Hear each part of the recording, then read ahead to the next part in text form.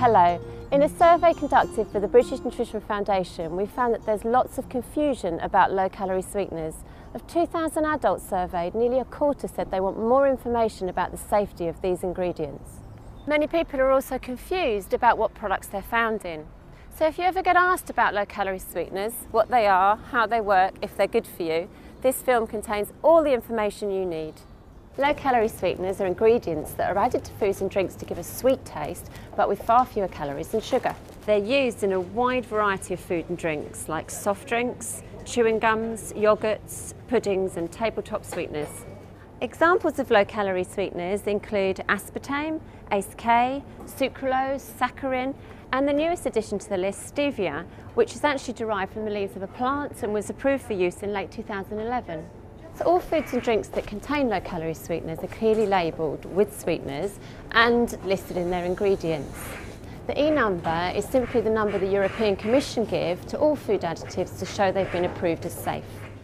Sugar contains 4 calories per gram, whereas a low-calorie sweetener contains few or no calories.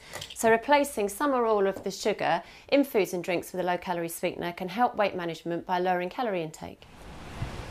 Low-calorie sweeteners don't cause blood glucose to rise, but still provide sweetness, which makes them helpful for people with diabetes as they provide wider food and drink choices. So I've got type 1 diabetes, which means I have to monitor my blood glucose levels quite carefully, and I have to inject insulin every time I eat anything with carbohydrate in it.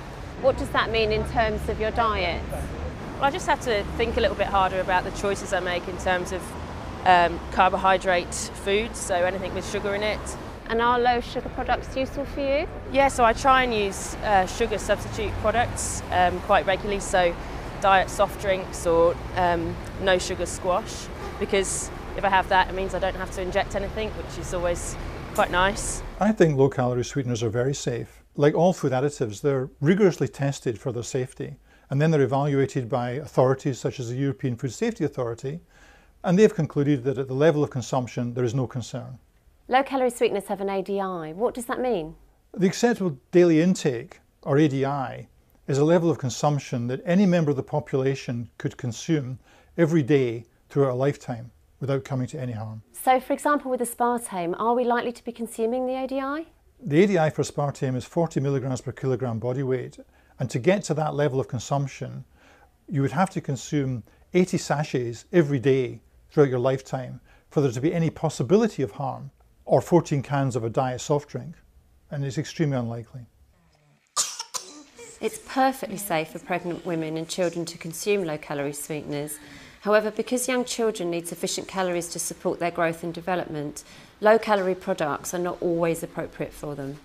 A very small number of people are born with a condition called phenylketonuria, or PKU. This is where they can't metabolize the amino acid phenylalanine, which is found naturally in meat, dairy and other foods. But aspartame, when digested, also breaks down into phenylalanine, so people with PKU need to avoid this sweetener. There's no clear evidence that low-calorie sweeteners lead to an increased appetite. It has been suggested that we can't respond as effectively to liquid calories, but most recent studies have shown little or no difference in hunger following liquids or solids with similar energy contents. But of course, low-calorie sweeteners should be seen as a tool for weight loss in the context of a healthy diet and an active lifestyle. So that's the lowdown on low-calorie sweeteners. If you'd like to know more, you can download a fact sheet from our website. Thank you for watching.